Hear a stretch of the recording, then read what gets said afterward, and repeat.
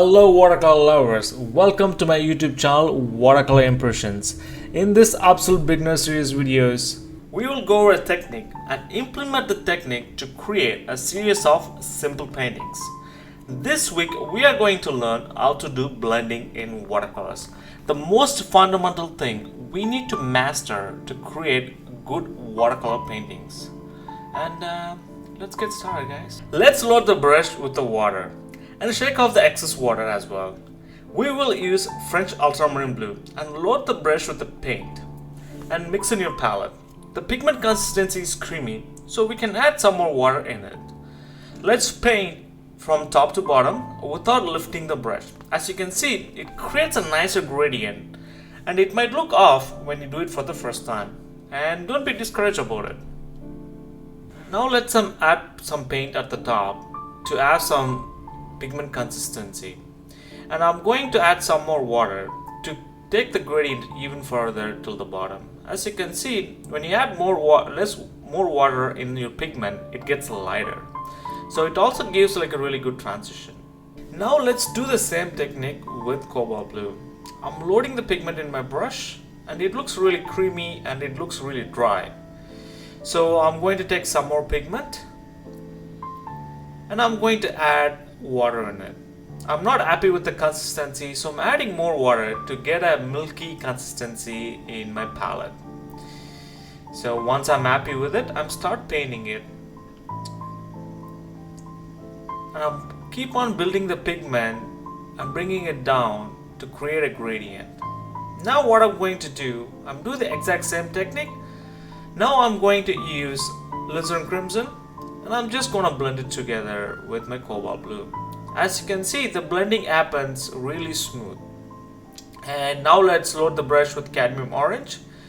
It's the same technique, so I want to show you guys how to mix different colors using blending technique. And I'm picking up French Ultramarine blue and I'm also using my brush to create some gradient as well. This is another technique I use to create gradient. So I take a thicker pigment at the top and I use water to bring it down. Now like our gradient is filled with water and colors, so now what we can do, we can throw in colors here and there. So this gives a lot of color variations in our blending, and that's a good thing about watercolors, it blends by itself. Now let's do another blending with same consistency. So I'm going to use the color in my palette. The first color I'm going to load in my brush is CobalBlue. So next we can jump on to Winsor Violet and I want to create the gradient and bring it down. So you can see the transition really smooth. So I'm going to use Cadmium Orange and do the same thing. Now I'm mixing French Ultramarine blue and Cadmium Orange and taking it all the way down. Once it dries out, it's gonna give a beautiful gradient and transition in our blending. And I highly recommend to practice 4 or 5 of this blending techniques, and let's implement this technique and create some paintings, guys. Let's implement what we learned so far. We are going to do an overcast painting, so most colors are saturated and gray. We have CobalBlue already in the palette, so let's add some NeutralTint to gray the colors. So I'm loading the brush with CobalBlue and NeutralTint and adding a little bit of water in it until I'm happy with my mix.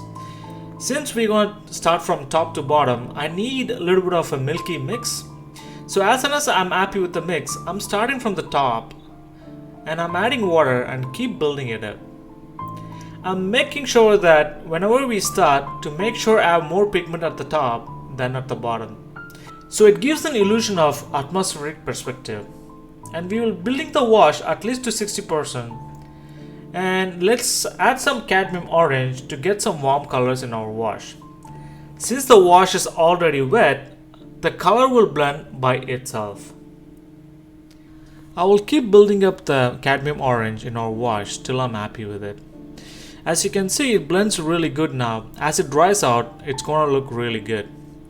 So I'm going to use the leftover CobalBlue in our palette and I'm going to keep building up with the pigment and the water. But I'm making sure the wash is really weak at this point. So now what we're gonna do, I'm gonna bring this CobalBlue slowly to the foreground. And as soon as we reach the foreground, we can introduce different colors in it. So as soon as it comes to foreground, I'm using Winsor Violet and I'm mixing it with CobalBlue and putting a little bit of neutral tint to gray the color. So here you can see the pigment, the mix is a little bit milky and a little bit thick, because what happens is as it comes to foreground, the colors get thicker and the consistency get thicker and thicker. So as soon as I'm going closer to our foreground, what I'm going to do, I'm going to take neutral tint, and here you can see literally I'm doing a dry brushing in my watercolor paper. So it gives a really good lead-in for our painting. A good rule of thumb is to increase pigment consistency as it comes to the foreground. That means less water and more paint in our brush. Since our wash is still wet, let's add some horizon in our painting. So wherever the cat orange ends, I'm going to add the horizon so it kind of looks like that's where the sky ends. So I'm using a little bit of neutral tint, which is left over in our palette, and I'm adding a little bit of CobalBlue in it, because once it's spread out, it's going to give a beautiful impression of distance mountain in our painting. Now let's leave the painting to dry for a bit. So once it dried quite a bit, now let's add the midground. For the midground, we're going to add a platform which connects the boats and stuff. So to add the midground, I'm using neutral tint and burnt amber. But you can see I'm not adding a lot of water in it because I did want a little bit of consistency in our brush. So I'm starting to put a line and a mark. So I'm keep building it and make sure to keep steady as that. Usually when I paint, I don't paint with this phase. Since it's for the beginners, I want to make sure that I'm taking my time to show you guys to follow with me. I'm leaving some gaps here and there. It will make in a second because we're gonna make those as boats and whatever we can. So now I'm adding the rocks. I'm just like making some marks in there. So now, since we have a darker pigment in our brush, let's add some mast for our boats. So I'm just putting a straight line and I'm making sure to vary our mast in our painting. So I'm making sure I'm not making a thin line, I'm just making sure that I'm taking my time and making it slowly and creating some marks for it. And I'm also adding a pole on the platform, and I'm just going over it to paint over it again to get some consistency in the platform. So once we are done with it, let's go and add some boats wherever we left the gap. For the boats, I usually use CobalBlue.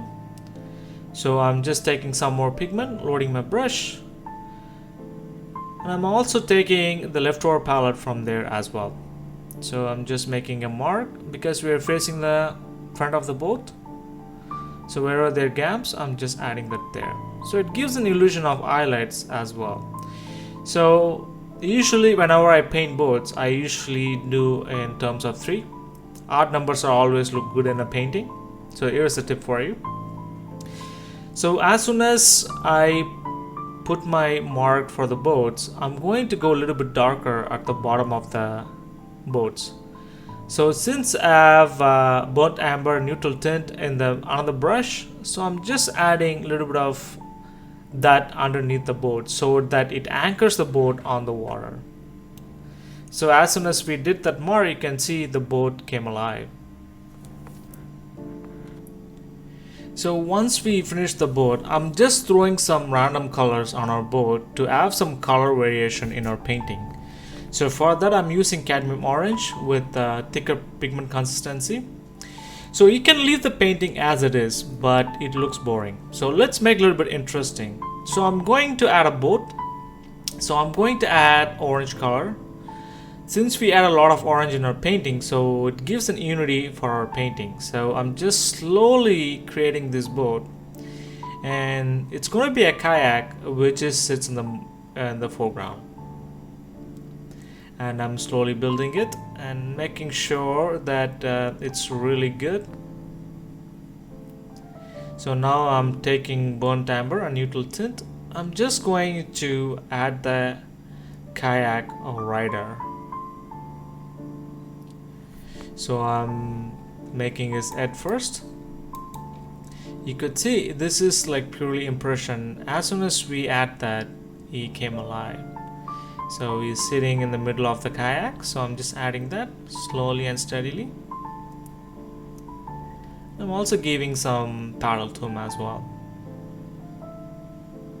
And here I'm not worried that much about perspective because it's a straight on perspective, so we don't have to worry about it. So I feel like the boat is a little small, so I'm going to increase the pigment consistency in our kayak. So it's the same thing what we did for the boats. So whenever you paint something on the water, usually there's a darker tone on underneath the boat. So that gives a shadow, contact shadow between the water and the object which it sits in. So as soon as we added the dark tone, the neutral tint and burnt amber, it gives an illusion of the kayak sitting on the water. I'm going to add a little bit of orange pigment on this guy to shape it really pretty good. So once we are done with it, we are almost at our end of our first painting. So you can see in the leftover palette, I have a lot of neutral tint. So I'm going to use a lot of water in it because we want to create a weaker reflections.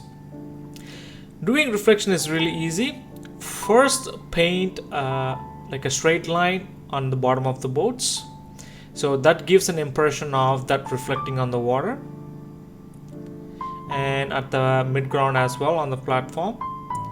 So once I'm happy with it, I'm just going to make a straight mark from top to the bottom, and I will take it to the midground near the kayak rider.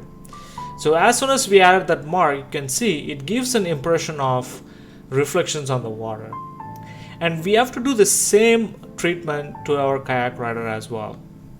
We added darker tone underneath the boat, it becomes so weak, so I just took neutral tint and I went over it again so that it anchors the boat on the water. So now let's do the same treatment for the kayak rider in the foreground. So in the kayak rider in the foreground, so what I'm going to do, it's the same technique. So I'm going to mirror that kayak in the water. You could see I'm just painting the shape first. I'm going slowly and just mirroring that kayak, and I'm taking neutral tint and burnt amber, and I'm just going darker where the kayak sits. And once I added that, I'm going to the reflection of the kayak rider. Since water have distortion, so I'm going to do the same technique what we did for the boats. So I'm just creating some straight marks here and there. And I'm shaping the reflection of the kayak a little bit better. And for the kayak rider as well. So I want to make sure that I don't want to overdo this. And I'm just throwing some birds here and there. We are at the end of our first painting. It's a simple painting, yet it looks sophisticated. That's a beautiful thing about watercolors. Now let's jump on to the next painting, guys. So I'm going to load a lot of water in my brush, and I'm taking CobalBlue for the sky. For this time, I'm making the consistency a little bit weak. And I'm just gonna keep blending it like from top to bottom. And I'm going with the same consistency. So as soon as we come to 60% of our watercolor paper, I'm going to introduce yellow ochre in it. Last time we used cadmium orange to warm up the colors at the horizon. This time let's use yellow ochre because I want to create a different painting from the previous one. In this painting, we will do a deep blue water in this painting. We will use a lot of all cool colors to create the water. So for that, I'm going to use CobalBlue. And I'm just taking a little bit of water. It's kind of like a coffee mix. And you can see, as soon as I added that, it blends beautifully with our yellow ochre at the top to the bottom. So I'm going to keep building the pigment as we did in the previous painting. So I'm going to keep building it. As soon as it comes to the foreground, we're going to increase the pigment consistency. To increase the pigment consistency, I'm adding a little bit of neutral tint and French Ultramarine blue. You can see the mix is like super dark and thick. So this is kind of like a soupy mix, you can see. the consistency, then I'm adding it. I've noticed that as soon as I added it, it's kind of like super thick for the foreground, so I'm adding a lot of water in it to create the gradient. So I'm taking it and I'm bringing it closer to the foreground as well. So I'm just filling in the rest of the areas. And you can see there's sudden transitioning happening from the midground to the foreground. So I'm taking a little bit of water. In the smaller brush, I'm just going to wipe it off some of the colors at the top, so that I can get a smoother transition from the midground to the foreground. So as soon as it's done, you can see I let it dry out for a bit, then we can jump on to the midtone. For the midtones, we did the same thing as for the previous painting. So I'm using burnt amber, a little bit of neutral tint in it, and where the horizon sits. Now let's add some dogs with different shapes to create some details. But I'm not creating a straight line for the dogs. I'm just varying my shapes with my brush, and I'm also leaving some eyelets here and there. And I'm also creating a platform which kind of like an house which connected to these dogs. After I added that, I thought it looks a little boring, so I thought of like adding a lighthouse. For the lighthouse, what I'm going to do is I'm going to take cadmium orange and a little bit of burnt amber in it to get a little bit of pigment consistency in it. So it kind of looked like a brownish, reddish lighthouse. And I'm going to take that lighthouse and connect that lighthouse to our dogs in the midground. Now let's take the brush with the orange and burnt amber in it. I'm just going to do some crazy marks here and there, and I don't know what it is, but we won't tell anyone. But let's move on to the foreground. Now let's start with the boat in the foreground. So whenever I start with the boat, I start with top part of the hull. So I usually put a paint, and I'm using yellow ochre now to create the top hull of our boat. And I'm going to use CobalBlue, a lot of water in it with a little bit of pigment consistency. So I'm going to paint from top to the bottom from the yellow ochre, and that's the side of the boat and that's the back of the boat. And I'm trying to clean up the shapes here and there, and there you go guys, and we created a simple boat. And as we did in the previous painting, whenever you paint something, make sure to add a contact shadow. So I added darker pigment at the bottom of the boat. So now I'm adding some supports for the tarp. So I'm using burnt amber and NeutralTint, which was in the brush already. For the tarp, we can use Ultramarine blue from our palette. And I'm just shaping a little bit better, and I'm also adding the other side. So we created a simple boat, and I also noticed that I didn't like the yellow ochre, so I'm just adding the ultramarine blue at the top of the hull too. So as soon as we finish the boat, and now let's add the dogs which the boats are connected to. So I'm making sure not to go over my boat, and I'm just going to take it all the way till the midground. So you can see I'm being aware of the perspective. It's just a simple mark from which connects the foreground to the midground. So I'm making sure that perspective in place, and that's it guys. There you go. We created a simple dog right there. And I'm also adding a darker pigment underneath the dogs as well. Now let's add some details for the boats like cables and antennas. And I also see the dock looks flat and plain too, so I'm just adding some details here and there as well. So once I'm happy with it, I'm also want to create a dock which is kind of sits on the midground too. So now there's a background, midground, and there's a foreground docks. So we created that. So once I'm happy with it, we're almost at the end of our painting. Now let's add some reflection for the boat in the foreground. So in the blending technique I showed you guys, you use a thick pigment and you use water to create a gradient. So that's the exact same thing we are using for the reflection on this painting. You can see just keep putting the painting where we wetted the paper. So that gives a softer reflection on the water. The previous painting what we did is a sharper reflection, and this is soft reflection. So I will just make it softer by using water and bring it to the foreground. And once it dries out, it will give a beautiful impression of reflection on our water. So once I'm done with it, the yellow ochre almost disappeared, so I'm going to take French Ultramarine blue for top of the hull to create the boat hull at the top. Let's add some finishing touches to our painting. So I'm adding the birds here and there to get a floating feeling in our sky. I'm not a fan of adding big birds, but if you want, go for it. I just added it. And I also want to clean up a little bit of details in the background. I just fixed that. And I thought like it will be good to have some darker details in the foreground. So I'm kind of adding the details as well.